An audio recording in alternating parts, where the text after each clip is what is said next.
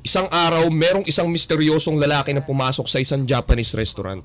Mukhang maayos ang panahon. Umorder kaya ako ng katsudon. Isang karne na hinaluan ng itlog, tapos nakapatong sa kanin. Kaya oras na para kumain. Pero mga ilang sandali lang, naubos agad ang pagkain ng misteryosong lalaking to. Tapos umorder pa siya ng tamago doon. Nagulat yung Japanese na Arthur Neri, pati yung kalbo. Aba, naubos niya agad ang pagkain. Oo nga. Dumating na ang tamago doon, isang rice dish na may itlog na malabnaw sa taas. Bakit malabnaw? Pinanood siya ng mga customer sa paligid niya hanggang sa ilang sandali, naubos niya din yung pagkain. Tapos lumingon siya sa kaliwa. Isang order ng stamina doon. Ano yun? Anong stamina doon? Isa na namang rice dish na may pork, tapos may hilaw na itlog. What? Hilaw? Pero sabi nila sikat daw yun sa Japan. Pero sa tingin ko pag ako kakain yan, maluwa ko talaga. Nalaman ng bata na iniisa-isa pala ng misteryosong lalaki yung nasa menu. Nakuha din yung atensyon ng chef na may-ari ng restaurant. Tapos si Arthur Neri nililista niya yung mga in-order ng misteryosong lalaki. Nagiinit na sa Japan, kaya may pumasok na lalaking customer. Kakain sana siya, pero bigla siyang sinabihan na pang 10 dish na yung nakakain itong lalaking to.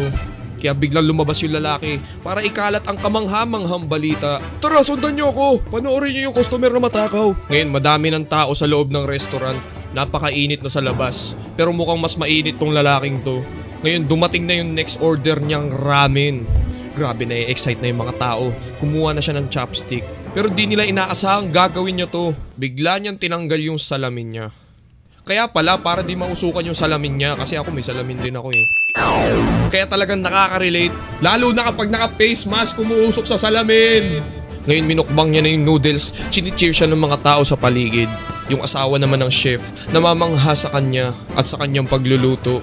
Maya-maya biglang may pulis na dumating. Sinubukan naman ng babaeng to batiin yung lalaking kumakain. Hoy, wag mo kayang gulain. Kumakain yung tao eh. Ano ba nangyayari dito? Pinaliwanag bigla nung Japanese na Arthur Neri na iniisa-isa nung misteryosong lalaki yung mga order. Imbis na mag-compose siya ng bagong kanta, nilista niya na lang yung bawat oras, bawat order nung lalaki. Talagang wala nang natira sa platong puno ng mga pagkain. Hey! Ngayon kinakain niya naman yakisoba. Pero syempre naubos niya din yun. Sabay tingin na naman siya sa menu. Ngayon umorder naman siya ng fried rice. Grabe, magluluto na naman si chef. Pagkahain, biglang parang nabilaw ka nata.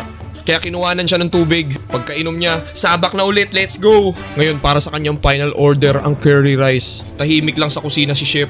Nag-iipon ng lakas para sa kanyang final dish. Tinulungan siya ng asawa niya sa paglagay ng kanin sa plato tapos sa kanya naman sa ulam. At maya-maya hindi na nagtagal, finally, nandito na. Inihain na may kasamang pagmamahalan nilang dalawa. Kinuha niya na yung kutsara. Pagtapos nung unang subo, bigla siyang napatigil. May mali ba dun sa pagkain? Nakakaumay daw?